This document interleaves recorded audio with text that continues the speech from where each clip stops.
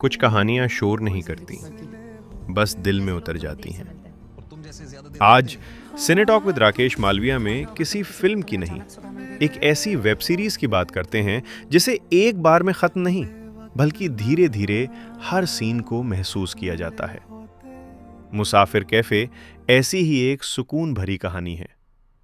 आज जब कंटेंट में शोर, हिंसा और सनसनी हावी है, तब ऐसी सादगी भरी कहानी बनाना सच में हिम्मत का काम है।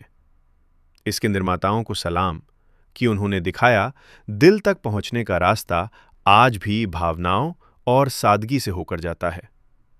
ये कहानी खासकर मिलेनियल्स और जेन एक्स को छूती है, क्योंकि ये उन्हें उस दौर में ले जाती है जब प्यार कम बोलता था, ज्यादा महसूस होता था। और हां, जेन जी भी इसे महसूस करेगी, क्योंकि सच्ची भावनाएं कभी पुरानी नहीं होती।